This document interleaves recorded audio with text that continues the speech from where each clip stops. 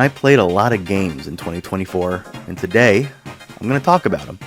From games that actually came out this year to games that didn't. I played them all, so I'll be discussing a few of my favorites. You probably don't care, but I'm still going to do it because that's my right as an American citizen. These are 9 of the best things I played this year.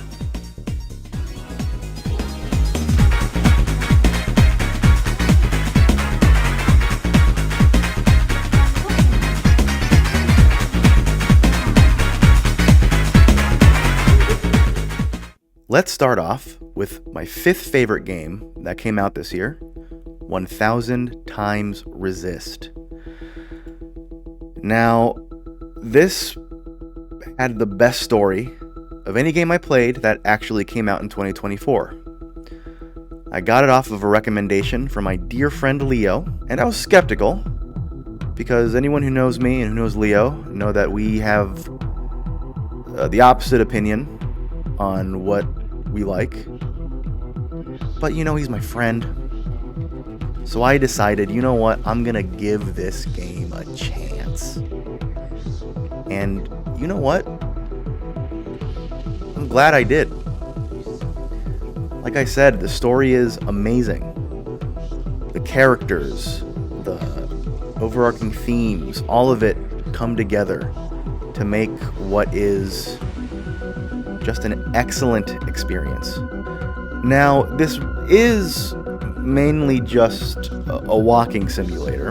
There isn't really any gameplay past, traveling around and pressing an interact button and reading dialogue and listening to dialogue and experiencing the story. However, the story is so engaging, I could barely put it down. I beat it in 2 sessions. And I loved almost every moment of it. I think out of every game that I'm going to talk about today, this is one of the few that I can unequivocally recommend to anyone watching. Because, it's short, and if I remember correctly, it's cheap. And I think everyone can find something to relate to in it. In fact, when I was playing, by chapter 2, I was already on the verge of being super emotional while playing, and I felt a dire, desperate need to contact my family and tell them oh, I love you. Oh, just so you know, you guys mean so much to me. All that stuff, because this game affected me. Watching some of the scenes and seeing how people were interacting, I just was like, man, this is real. This is so real. I'm not even saying that I relate to the characters directly or that we share the same experiences. It's more the realism of how families communicate and how the characters interacted. It just struck home, and I think that's important. So yeah, my first game is maybe the heaviest one. So let's fucking move on. Jesus Christ. I'm hearing a lot of talk about how 2024 was gaming's year of the dragon. From Dragon's Dogma 2 to Dragon Ball Sparking Zero, all the way to Dragon Quest III HD 2D Remake. But I'm not going to talk about those games. The only Dragon game I'm talking about today is Dragon Age Origins. Not Veilguard. And I can already hear the audiences whining and whimpering and sniveling. Oh, Alex, but Dragon Age Origins didn't come out this year. You can't talk about it, it's old. Oh, I feel poopy in my pants. Yeah, I know. I already said this at the beginning of the video. Some of the games that I'm talking about didn't come out this year. This is my 3rd favorite game that I played for the first time in 2024 that didn't come out in 2024. It's Dragon Age Origins. Dragon Age Origins is a game that I didn't have the highest expectations of when I was going in. solely because I've played a bunch of other BioWare games, and the only one that I think really clicked with me was the Mass Effect series. So when I went into this, I was thinking, I'm sure I'll enjoy it, but probably not more than just enjoy it. But I was wrong. The game was excellent. Mainly because of the amount of freedom of choice that you have in pretty much anything that you do. Obviously, there's the spectrum of, you can be pure, black, vile, evil, or very milquetoast, bland, generic, good. What I find to be the most fun in this game is all the stuff you can do in between. All the sort of, morally gray choices. And I know that morally gray is something that has become very prominent in gaming nowadays. But the amount of choice that you have in this game cannot be overstated. A single quest can have so many multiple different outcomes. It's really just up to the player, and I deeply respect that. The combat is fine. It's pause, point, click, kind of MMO, kind of strategy. Nothing spectacular.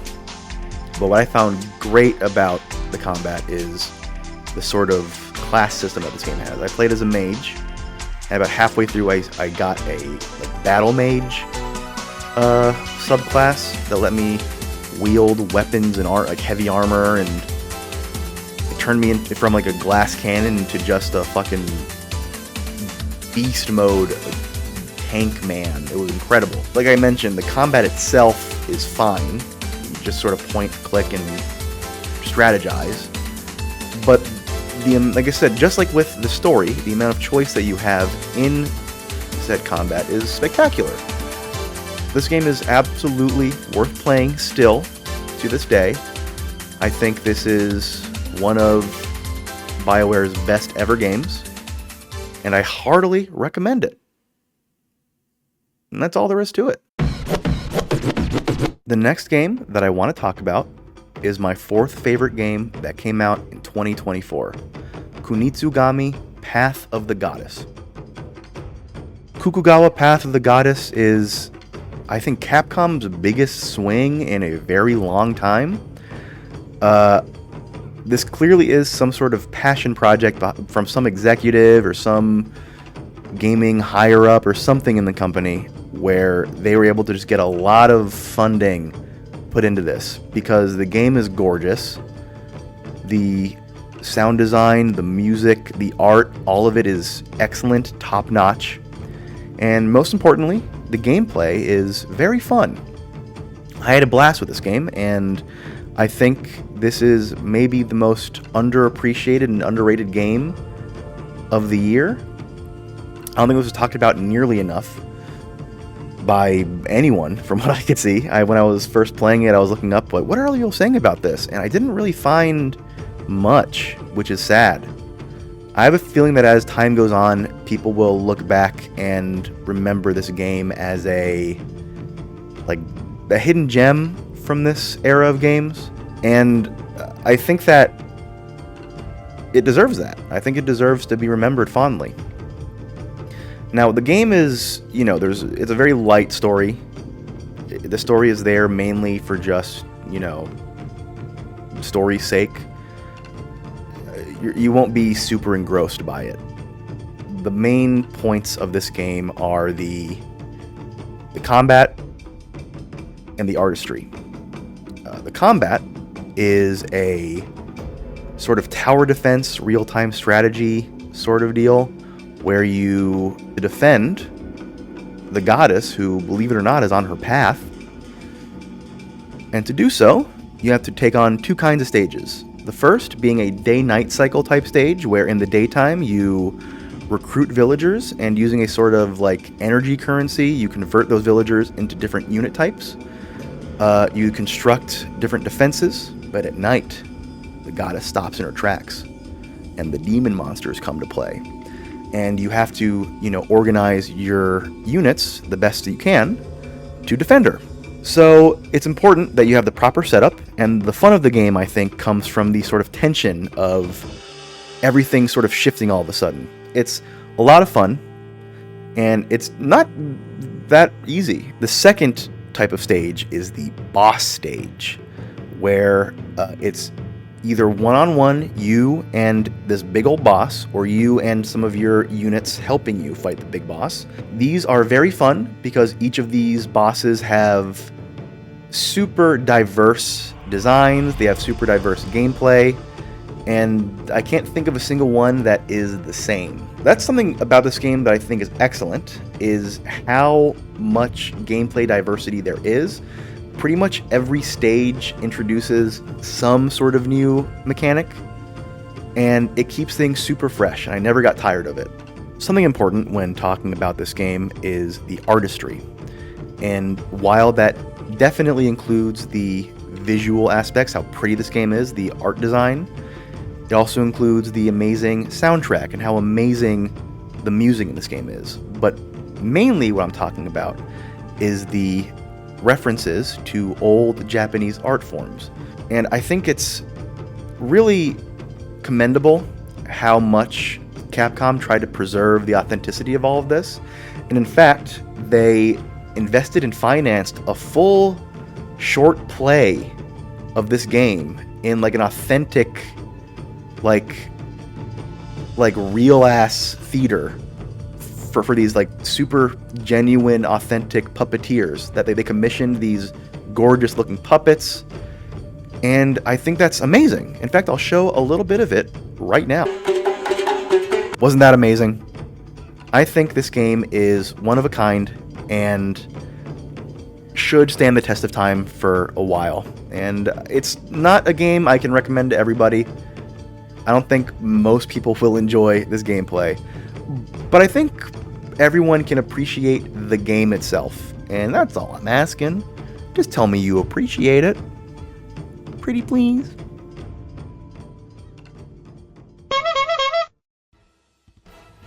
Next up is my third favorite game that came out in 2024. It's a little game that you might have heard of. It's about a monkey. It's from China. That's right, it's Black Myth Wukong. Now, Black Myth Wukong was a very fun, very gorgeous action game. It was a blast playing this game. I cannot overstate it. I was super impressed with it. I honestly, like a lot of things that I end up enjoying, I didn't have the highest expectations of it going in, because this is a unknown game studio making a super ambitious game about a very beloved character. And I feel like that's all kind of a recipe for disaster, but it ended up being great. It ended up working out perfectly.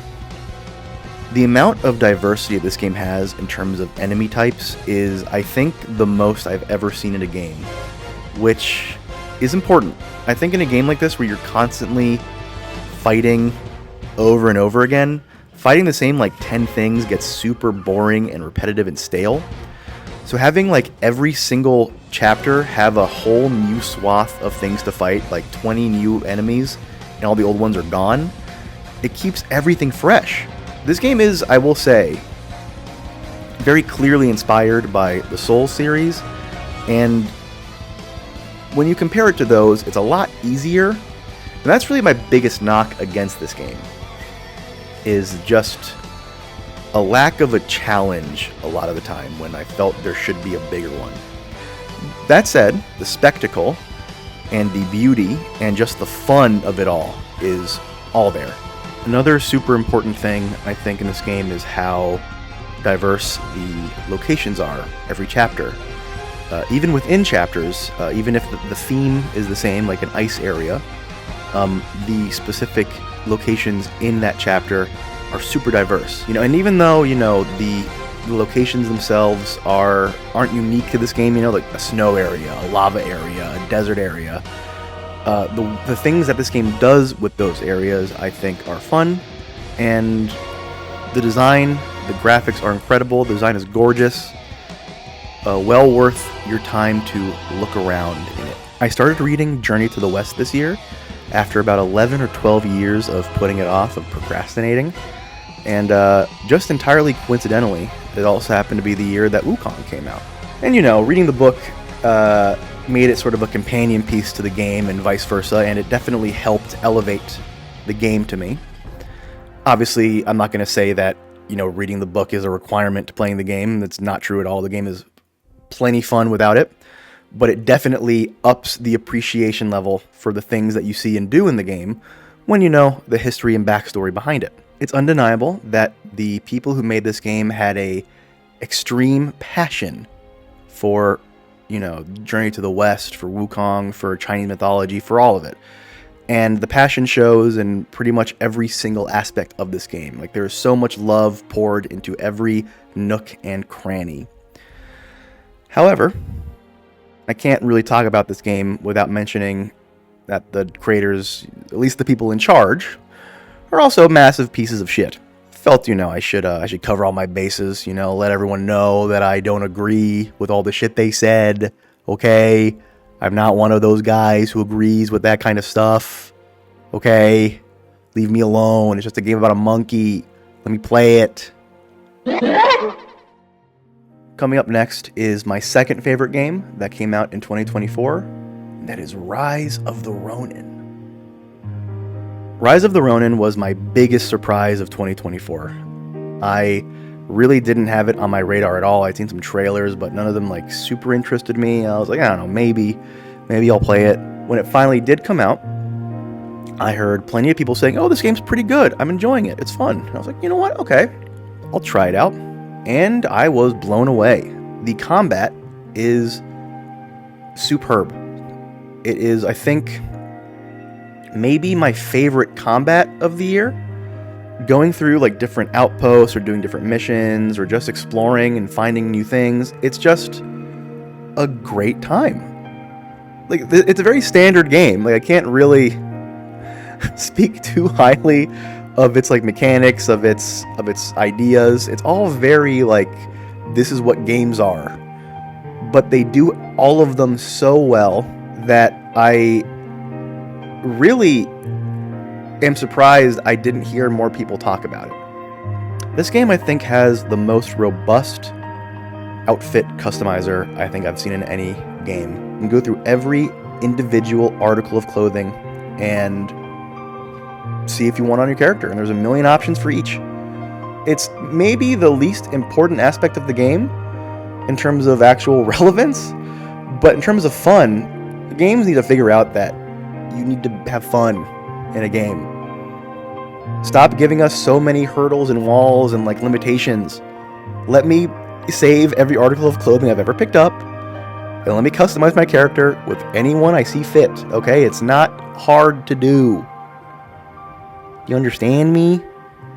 Miyamoto? It's tough to recommend because, it's this very standard open world collectathon, but if you're in the mood for one, I think this is by far the best one you can have. Mamma mia! Next up on the list is my second favorite game that I played in 2024 that wasn't made in 2024. It's Suikoden 1. Suikoden 1 was not really a surprise, but I still am in amazement of how good this game was. Because all the praise I hear about Suikoden goes to the second game. But I was like, you know what, I want to play the first one. I want to do that one first. I'll get to 2 later. I want to, experience the original game. And I'm glad I did, because this game was amazing. From just the amount of recruitable characters, I think 108 characters you can recruit, to the, within that, about 80 characters you can actually have in your party. And everyone is so colorful and diverse and well designed that getting new characters was always it was exciting every single time to pick up something new. I mean, there were some duds, no doubt, but overall it was just enjoyable recruiting everyone that you could. Like with a lot of things this year, unfortunately, the story wasn't anything super incredible to write home about, so that never really fully engrossed me. But the whole base building aspect and militia, army building aspect, all of that was fun. I think if you've never played Suikoden like I hadn't, check it out. if you're a JRPG fan. If you're not a JRPG fan, this won't sway you. But if you are a fan, and for whatever reason you have yet to reach Suikoden, I recommend it.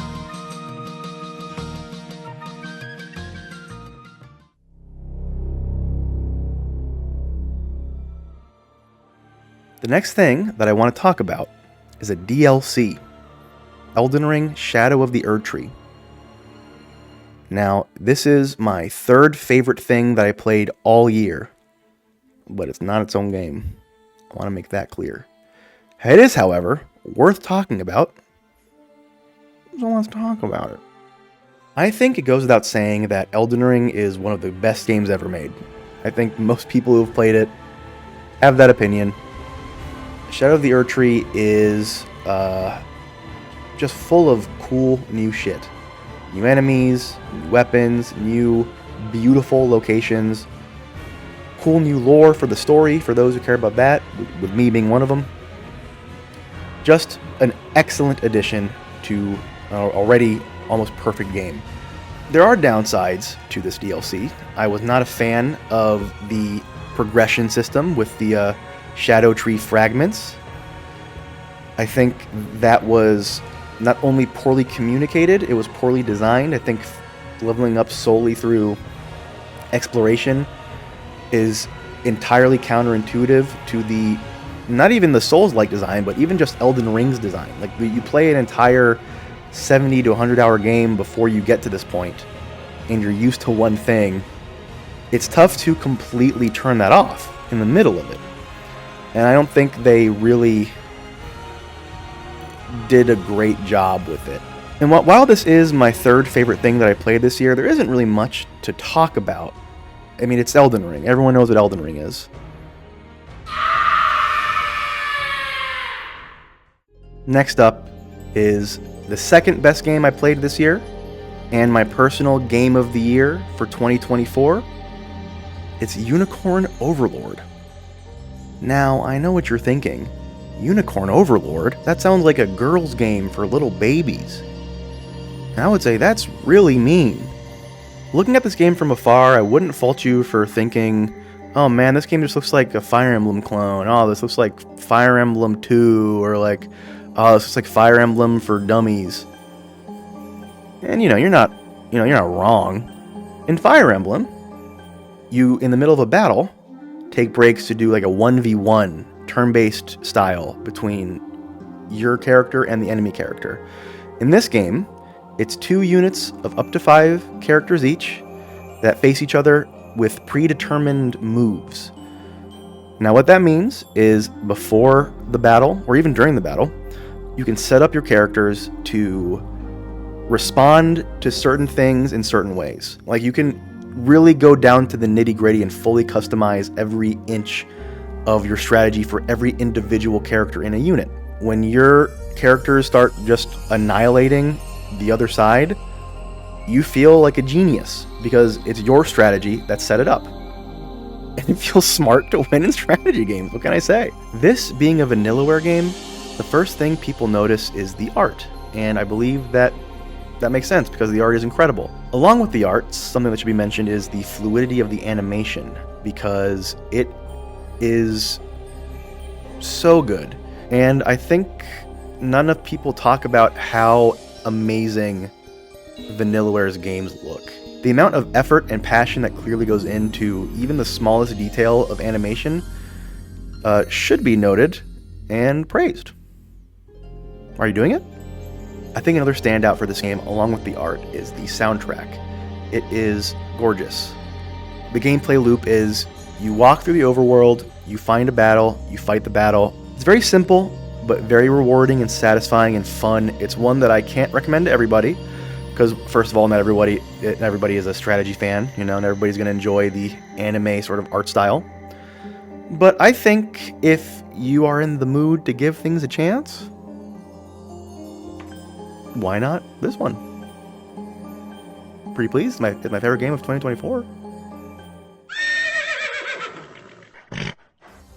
And lastly, this is the best game that I played this year. It's 13 Sentinels Aegis Rim. This game, like 1,000 Times Resist, is very much a story-driven game where the majority of the gameplay is walking around area to area, interacting with people and objects to just, forward the story. The difference is, while 1,000 Times Resist was an incredible story and was my favorite of any story that came out this year, this game has one of the best stories in any game that I've ever played. There are 13 characters in this game whose stories all weave together. The basic concept is super generic. You're 13 kids from modern-day Japan who have to pilot robots to stop an alien monster robot invasion. Okay, very normal Japanese, anime-style story. Might put some people off, but there's a lot more to it than that. You just gotta continue with the story and find it. Because, again, this is a Vanillaware game, like Unicorn Overlord, the art, the actual, animation, all of it is so fluid, is so beautiful, and it becomes so engrossing that you can't put it down. And on the other side, about 1/3 of the game is this sort of, you guessed it, strategy-style game. For some people, I could see this part maybe not being as interesting, but I really enjoyed these sections. I always looked forward to doing these parts. To get through the story, you have to progress through a mixture of the characters' plot lines and through these combat sections. So sometimes you'll hit a wall and they'll say you can't continue this story until you reach level 6 of the combat section. Or you can't continue this combat section until you complete these 3 characters up to 48%. And so it forces you to sort of diversify what you're doing and not just focus on one thing over and over constantly. Trust me that if you like a good story in games, if you enjoy a bit of fun strategy, this is the perfect game for you. Honestly, even if you don't enjoy the strategy part, just do it. Just play the game. It's just, like I said, one of the best stories I have ever seen in a video game, and it is well worth experiencing.